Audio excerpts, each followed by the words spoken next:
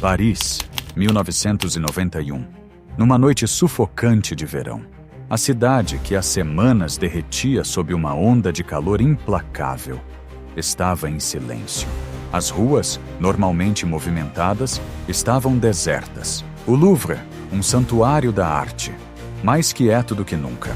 Só que enquanto todos se escondiam do calor, um homem via a oportunidade perfeita. Era a hora de atacar. À plena luz do dia, ele executaria o que viria a ser o roubo do século. Com uma audácia inacreditável, ele arranca a Mona Lisa do Louvre e simplesmente desaparece na cidade parisiense. O sumiço da obra deu início a uma caçada global. A polícia francesa mergulhou numa investigação caótica que durou 2 longos anos, colecionando pistas falsas e até prendendo suspeitos bem famosos. Nesse vídeo, eu vou te contar como esse homem misterioso conseguiu despistar e roubar uma das obras de artes mais famosas do mundo, no museu mais famoso do mundo. Como ele quase saiu impune e o esquema genial por trás deste crime, um segredo guardado por várias décadas. Enquanto o sol se despedia naquele domingo, os últimos visitantes deixavam o Louvre. Mas, um instante antes das portas se fecharem, uma figura entra no museu. Ele veste o uniforme branco dos funcionários do Louvre, uma camuflagem perfeita. Movendo-se como se pertencesse àquele lugar, ele encontra um pequeno armário de serviço, entra e ali, no escuro, fica lá a noite inteira. O Louvre não abriria no dia seguinte, então isso significava que poucos vigilantes estariam no museu. Às 7h15 da manhã, pontualmente, ele emerge das sombras para encontrar um Louvre praticamente deserto. O caminho estava livre. Ele avança decidido até o Salão Carré. E lá estava ela.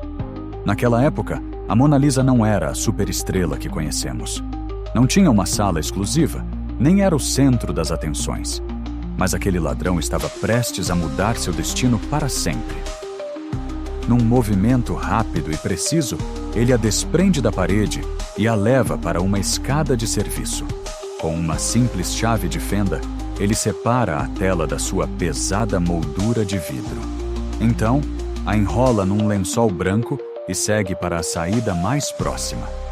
Mas ao girar a maçaneta, uma surpresa. A porta está trancada.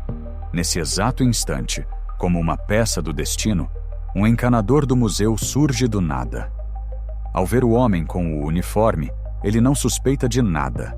Já que não era habituado ao museu, pensou que era apenas um funcionário precisando de ajuda. Então, ele abre a porta para o ladrão. E assim, num piscar de olhos, o homem desaparece nas ruas de Paris, levando a Mona Lisa debaixo do braço. A operação toda durou meros minutos, mas o mundo só descobriria o crime 28 horas depois. O motivo? Naquela semana, era comum que as obras fossem retiradas das paredes para serem fotografadas. Um espaço vazio no salão não era motivo para alarme. Mas na manhã seguinte, quando ficou claro que a Mona Lisa não estava com os fotógrafos, o pânico se instalou. A Mona Lisa havia sido roubada, a polícia foi acionada e uma legião de detetives invadiu o museu. Quando o Louvre anunciou a perda de sua joia, a notícia explodiu como uma bomba no mundo inteiro. A pergunta ecoava em todos os cantos. Onde estava a Mona Lisa? A polícia tinha pouco para começar. A moldura abandonada e uma única impressão digital. Para acelerar as coisas, os jornais ofereceram uma recompensa astronômica. $250 mil por qualquer pista concreta. A reação foi uma avalanche. Milhares de cartas, telefonemas e pessoas surgiam com teorias, colocando a Mona Lisa nos lugares mais improváveis do planeta. 2 testemunhas juraram ter visto um homem suspeito, mas suas descrições não batiam. Uma pista dizia que a obra estava num trem cruzando a Bélgica, outra que já navegava rumo à América. Mas a suspeita mais bombástica caiu sobre ninguém menos que o gênio da pintura, Pablo Picasso. Um informante confessou à polícia que havia roubado estatuetas do Louvre e as vendido para Picasso, que as usou como inspiração. Seria possível? Após uma rápida verificação dos números das estatuetas encontradas com o Picasso, o Louvre confirmou. As estátuas eram mesmo de lá. Picasso foi preso e levado para um interrogatório que abalou o mundo da arte.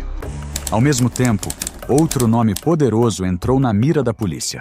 O magnata americano J.P. Morgan. Na época, o mercado de falsificações era um negócio milionário. A teoria era que Morgan havia encomendado o roubo da original para valorizar cópias perfeitas. A polícia americana chegou a interceptar e revistar um navio em Nova York. As pistas não levavam a lugar nenhum. 2 anos se passaram e o paradeiro da pintura era um mistério absoluto. A ironia? A Mona Lisa nunca saiu de Paris. Estava escondida num modesto apartamento, a poucos quilômetros do museu. O apartamento de Vincenzo Perugia, um italiano de 29 anos, ex-funcionário do Louvre. Um homem que conhecia cada corredor, cada falha de segurança. Ele sabia que o museu fechava às segundas. Sabia dos fotógrafos. Foi ele quem construiu a caixa de vidro da Mona Lisa. Por isso a desmontou com tanta facilidade. Após a fuga, ele a escondeu num baú de fundo falso, uma obra de sua própria marcenaria. Mas como ele enganou a todos por tanto tempo? A polícia já tinha as impressões digitais de Perugia, mas apenas as da mão direita. A digital deixada na cena do crime era da mão esquerda. A correspondência nunca foi feita. Os investigadores chegaram a bater na porta de Perugia 2 vezes, mas nunca desconfiaram que a obra mais procurada do mundo estava literalmente sob seus pés. Perugia havia cometido um crime de uma simplicidade genial e parecia que ia se safar. Mas, após 2 anos com a obra-prima em seu poder, a impaciência falou mais alto. Ele escreveu a um negociante de arte em Florença, a cidade natal de Da Vinci. Na carta, ele se oferecia para devolver a Mona Lisa ao seu verdadeiro lar, a Itália. Assinou como Leonardo. O encontro foi marcado num hotel. Ali, Perugia abriu seu baú, e para o choque do negociante, ela estava lá, a verdadeira Mona Lisa. Com a desculpa de autenticar a obra, o negociante a levou, prometendo uma recompensa. 1 hora depois, quem bateu na porta de Perugia não foi o mensageiro com o dinheiro, mas sim a polícia. Ele foi preso e, surpreendentemente, passou apenas 7 meses na prisão, sendo visto por muitos italianos como um herói patriota.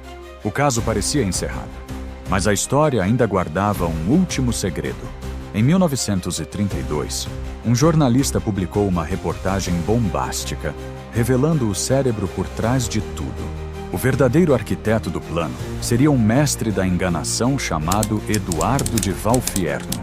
Enquanto Perugia roubava a original, criando o caos na mídia, Valfierno vendia as 6 cópias para 6 milionários diferentes, cada um acreditando estar comprando a verdadeira Mona Lisa roubada.